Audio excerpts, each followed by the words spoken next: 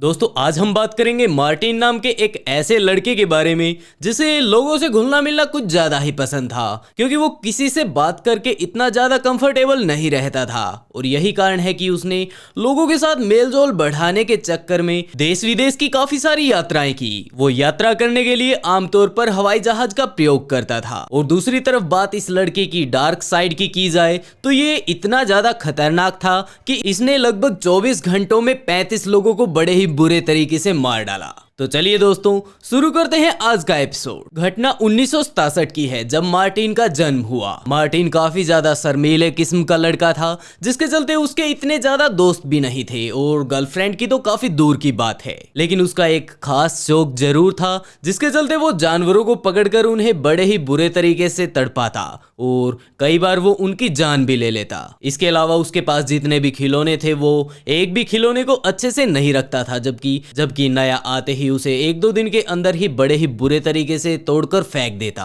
उसका जानवरों में सबसे पसंदीदा जानवर खरगोश था और यही कारण है कि उसने अपनी जिंदगी में न जाने कितने सारे खरगोशों की जान ले ली। जी हाँ, उसे खरगोश पसंद जरूर था, लेकिन उसे जो भी चीज पसंद होती थी वो उसकी जान ही ले लेता था। इसके अलावा वो अपनी क्लास के छोटे बच्चों को धमकाता और उन्हें थप्पड़ भी मारता, क्योंकि जो उसके सीनियर स्टूडेंट थे वो उसके साथ अक्सर यही बर्ताव किया करते थे। और यही कारण है कि मार्टिन ने भी उस छोटे बच्चों के बारे में कुछ नहीं सोचा और वो अपने सीनियर्स का गुस्सा अपने से छोटे बच्चों पर उतारता। उसकी ऐसी हरकतें लगातार चलती आ रही थी, जिसके कारण उसे स्कूल से भी निकाल दिया गया। मार्टिन की ऐसी हरकतों को देखकर उसके माता पिता ने समझने में बिल्कुल भी देरी नहीं लगाई कि हमारे लड़के के दिमाग में जरूर कुछ ना कुछ खराबी है, जिसके चलते उन्होंने उसे एक मेंटल हॉस्पिटल में ले जाकर चेकिंग करवाई। और चेकिंग में साफ हो गया कि ये मानसिक तौर पर थोड़ा कमजोर है। और चेकअप के बाद उसके माता पिता ने उसे एक ऐसे स्कूल में डाल दिया जहां पर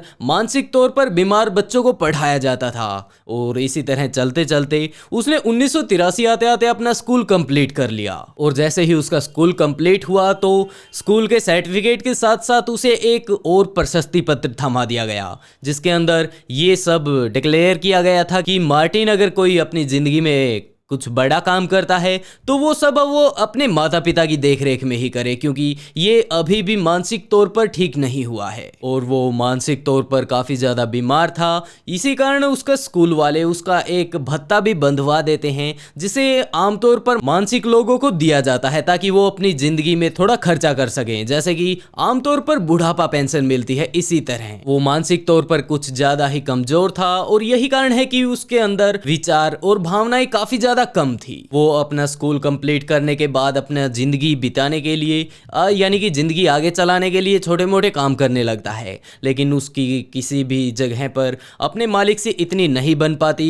जितना कि काम करने के लिए बननी चाहिए। और यही कारण था कि उसे बार बार नौकरी से निकाल दिया जाता। लेकिन 19 साल का होते होते वो एक ऐसी महिला से मिलता है जो कि उसे अपने गार्डन की सफाई के लिए काम पर रख लेती है। समय 1987 का था जब वो एलिजाबेथ से मिलता है। वो एक 54 वर्षीय काफी ज्यादा अमीर महिला थी जो कि अपनी 77 साल की मां के साथ वहीं पर अकेली रहती थी। वैसे तो एलिजाबेथ का घर काफी ज्यादा बड़ा था, लेकिन वो घर में सदस्य सिर्फ 2 ही थे और यही कारण था कि वो इतने बड़े घर को संभाल नहीं पाती थी और उन्होंने मार्टिन को अपना गार्डन संभालने के लिए रख लिया और मार्टिन भी काफी ज्यादा उनके साथ घुल मिल गया। एलिजाबेथ ने उसे मंथली सैलरी पर रखा था। धीरे धीरे जैसे कि ये पिछले मालिकों के साथ करता था, ऐसा बर्ताव यहाँ पर नहीं करता था, जिसके चलते हम कह सकते हैं कि उसके बर्ताव में काफी सारा बदलाव आया था। अब उसका उनकी फैमिली से काफी ज्यादा मेलजोल बढ़ चुका था और वो उनके घर पर काफी ज्यादा केयरिंग काम भी किया करता था। लेकिन समय बीतता जाता है और एक समय ऐसा भी आया जब एलिजाबेथ की माँ जो कि 77 साल की थी वो एक्सपायर हो जाती है, जिसके बाद एलिजाबेथ कुछ ज्यादा ही डिस्टर्ब हो गई, क्योंकि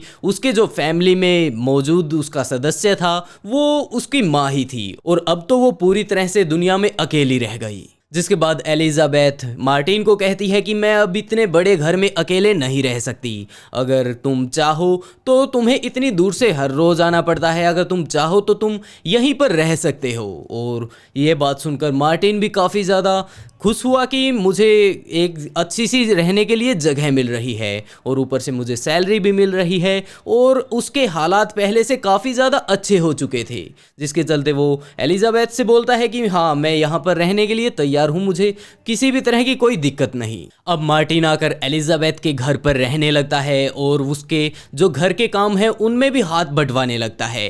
वो उसकी पूरी तरह से मदद करता है, जिसके चलते पूरा दिन मार्टिन और एलिजाबेथ एक साथ बिताते हैं और धीरे धीरे उनके बीच प्यार बढ़ने लगता है।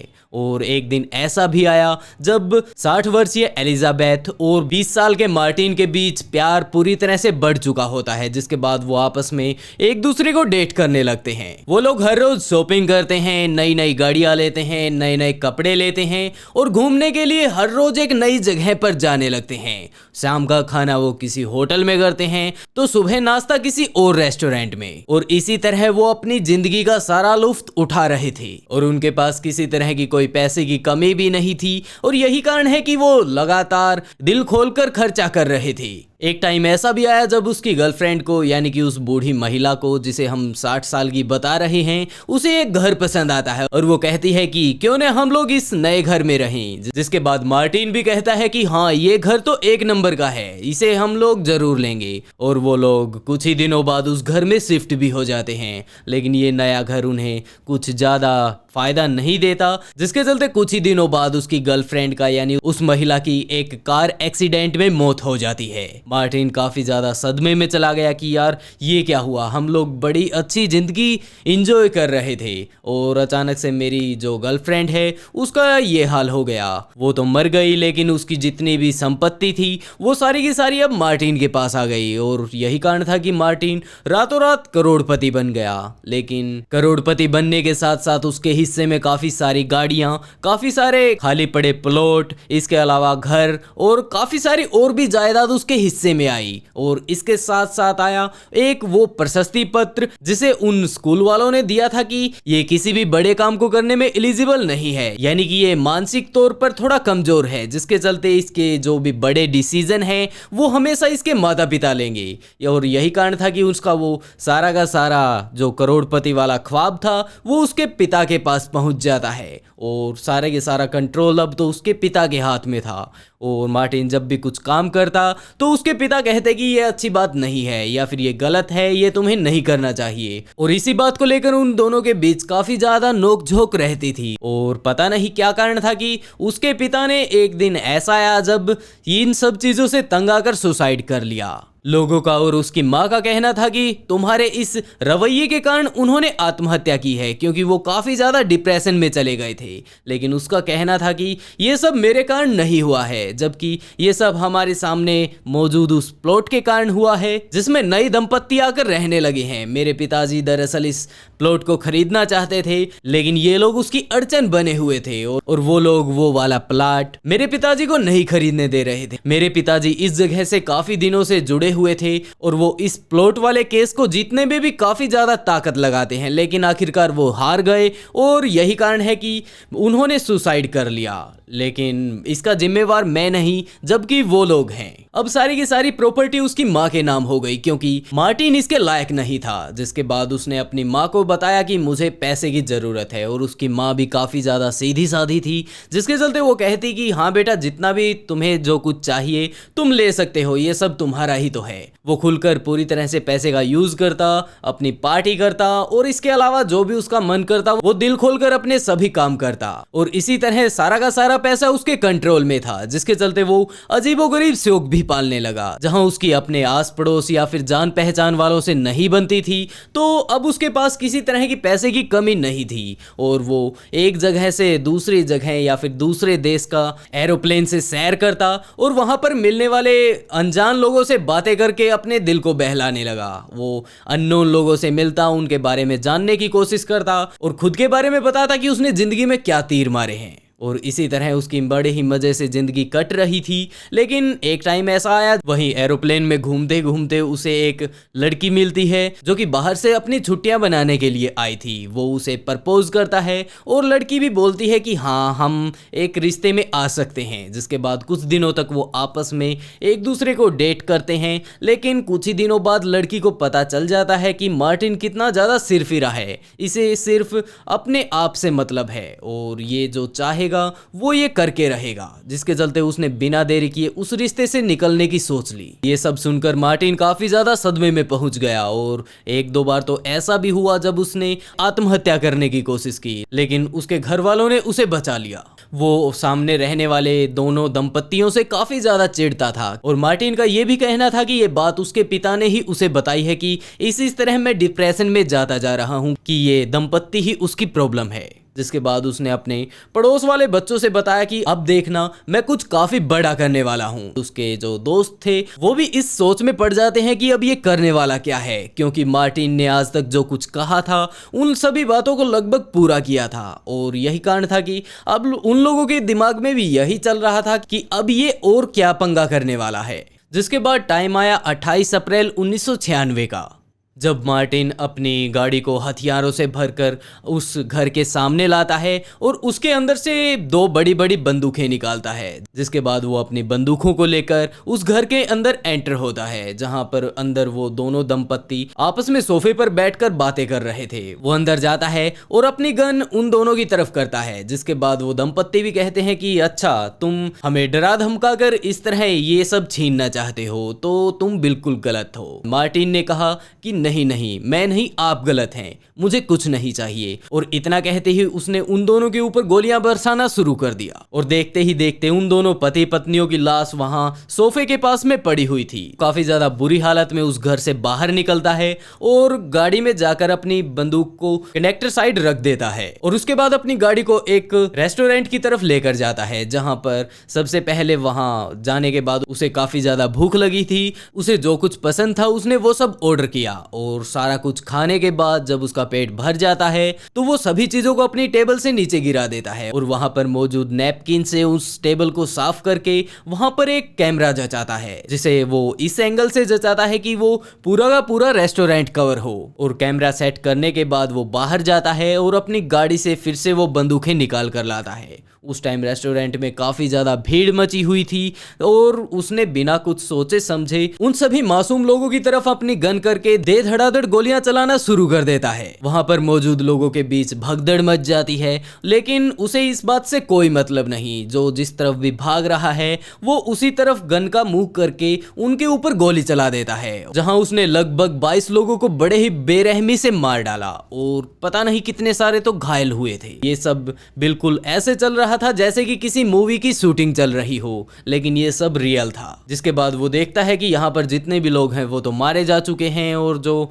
यहाँ से भाग गए तो चलो अब उन्हें ढूंढते हैं। जिसके बाद वो रेस्टोरेंट की पिछली तरफ जाता है, जहां पर उसका अंदाजा था कि यहाँ पर शायद वो लोग छुपे हुए होंगे। वो वहां पर काफी सारे लोगों को देखता है और वहां पर भी गोलियां चलाना शुरू कर देता है। वहां पर लगभग 10 लोगों को गोलियां लगती हैं, जिनमें से 8 लोग तो हाथों हाथ दम तोड़ देते हैं और 2 लोगों को बाद में बड़े ही बुरे हालत में हॉस्पिटल पहुंचाया जाता है। लेकिन अभी तक उसका मन इन सब चीज़ों से नहीं भरा था, या फिर हम कहें कि जितना ज़्यादा खून बह रहा था उसे मज़ा आ रहा था। और यही कारण था कि उसकी सारी की सारी गोलियां भी खत्म हो चुकी थी, लेकिन अभी भी मौत का तांडव चलने वाला था, क्योंकि वो वापस मुड़कर अपनी गाड़ी के पास जाता है और वहाँ पर मौजूद अपनी वैन से अपनी गन को दोबारा से लोड करता है। और लोड करने के बाद जितने लोग वहाँ पार्किंग में खड़े थे उन सभी को शूट करने लगता है और देखते ही देखते वहां पर भी लाशें बिछाने लगता है। पार्किंग लॉट में उसने लगभग 10 लोगों को गोलियां मारी, जिसमें से 4 लोग मारे जाते हैं और बाकी बचे 6 लोग अपनी जिंदगी बचाने में कामयाब रहते हैं।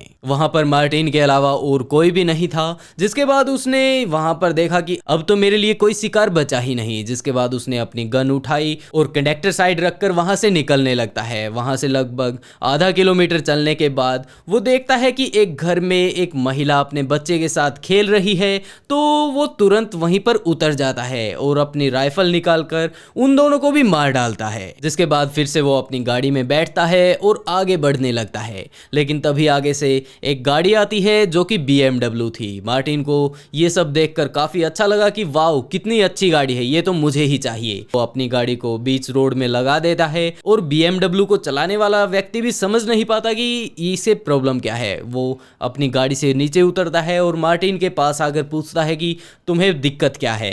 तो मार्टिन बिना कुछ सोचे समझे अपनी कडेक्टर साइड रखी बंदूक को उठाता है और उसके पेट पे लगाकर चला देता है और देखते ही देखते रोड पर पूरी तरह से खून बिखर गया। वहां पर सिर्फ मार्टिन ही था। जिसके बाद मार्टिन ने कहा कि ये गाड़ी काफी ज्यादा पुरानी है। उसने अपनी सारे के सारे हथियार BMW गाड़ी में रख लिए। वो अपने मजे में चला ही जा रहा था, लेकिन उसे अंदाजा नहीं था कि वो सुबह से लेकर अभी तक लगभग 32 लोगों को मार चुका है। जिसके बाद वो थोड़ा और आगे जाता है और जहां एक लड़का और लड़की गाड़ी में बैठे थे, वो अपनी फिर से गन उठाता है और गाड़ी से उतरकर उस लड़के के पास जाता है और कहता है कि तुम मेरे साथ चलो। जिसके बाद लड़की पूछती है कि आखिरकार तुम इसे लेकर कहाँ जा रहे हो। तो मार्टिन ने अपनी गन फिर से उठाई और उसकी लड़की की तरफ चला दी। लड़की हाथों हाथ वहीं पर मर गई। लड़का भी काफी ज्यादा सहम गया और उसने कहा कि हाँ, जहां पर भी तुम चलना चाहो, मुझे लेकर जाना चाहो, मैं चलूंगा।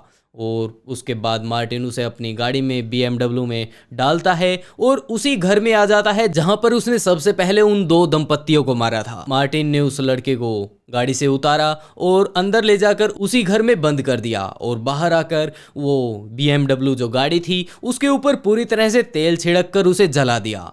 अभी तक कुछ भी समझ में नहीं आ रहा था कि आखिरकार इसके दिमाग में चल क्या रहा है। इतनी सारी हत्याएं होने के बाद पुलिस को पता चल चुका था कि इस तरह एक सिरफिरा व्यक्ति मार्केट में घूम रहा है जो सबको मारने पर तुला हुआ है। और इसी बीच पुलिस को इस बात का भी अंदाजा हो जाता है कि इसने एक व्यक्ति को किडनैप कर रखा है। जिसके बाद पुलिस ने कहा कि इस तरह इस बच्चे को कुछ भी मत करना, इसे जिंदा वापस छोड़ दो। मार्टिन कहता है कि हाँ, ले जाइए, मेरे को इसका क्या करना है, इसके बदले बस मुझे एक आर्मी हेलीकॉप्टर दे दीजिए। पुलिस ने कहा कि ऐसा नहीं हो सकता और इतना सुनते ही मार्टिन ने फिर से अपनी बंदूक उठाई और उस लड़के की कनपटी पर रखकर गोली चला दी और कहा कि कोई बात नहीं, अगर ऐसा नहीं हो सकता तो भी बात बन जाएगी। पुलिस को पता चल चुका था कि इसने उस लड़के को भी मार डाला, लेकिन अभी भी मार्टिन काफी ज्यादा गुस्से में था, जिसके चलते उसने उस फार्म हाउस को ही आग लगा दी जहां पर सबसे पहले आकर उसने 2 दंपत्तियों को मारा था। लेकिन इस आग की चपेट में वो खुद भी आ जाता है। वो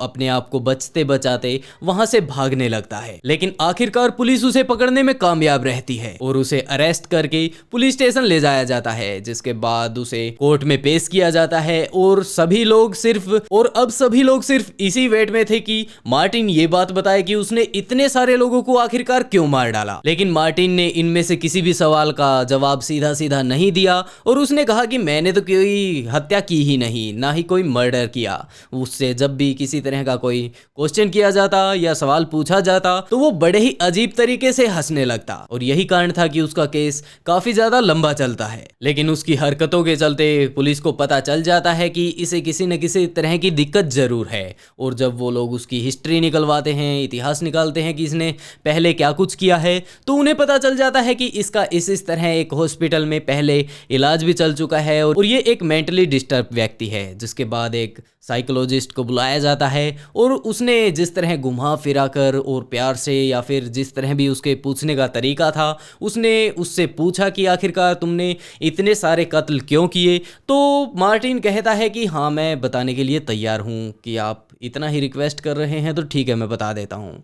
तो उसने बताया कि सबसे पहले तो मेरा सिर्फ इन 2 दंपत्तियों को ही मारने का विचार था, क्योंकि उसके जो पिताजी हैं उन्होंने सुसाइड इन्हीं के कारण किया था। लेकिन उन दोनों को मारने के बाद उसने कहा कि अगर मैं 2 लोगों को मारता हूं तो भी सजा सेम, या फिर मैं 2 से ज्यादा लोगों को मारूं, सजा तो वही मौत होगी। तो चलो कुछ ना कुछ एंजॉय किया जाए। जिसके चलते मैंने वहां जाकर इतने सारे लोगों को उड़ा दिया। हालांकि बताया ये जा रहा है कि पुलिस ने उसको ये हाँ भरवाने में भी काफी टाइम लग गया था और दूसरी तरफ उसका मार्टिन का खुद वकील जो था वो भी उससे काफी ज्यादा परेशान था और वो उसकी वकालत कर करके काफी ज्यादा थक चुका था और वो बोल रहा था कि मैं किसी दिन सुसाइड ना कर लूं। जहां बाद में ये सब प्रूव होने के बाद मार्टिन को 35 लोगों के कत्ल के जुल्म में 1652 साल की सजा हुई और कुछ इस तरह 35 लोगों को मारने वाले व्यक्ति का अंत हुआ और उसे जेल पहुंचा दिया गया। वैसे दोस्तों आज के लिए बस इतना ही। आपको वीडियो कैसी लगी कमेंट करके जरूर बताइएगा और ऐसे ही इंटरेस्टिंग वीडियो देखने के लिए ऑफबीट को सब्सक्राइब जरूर कर लें।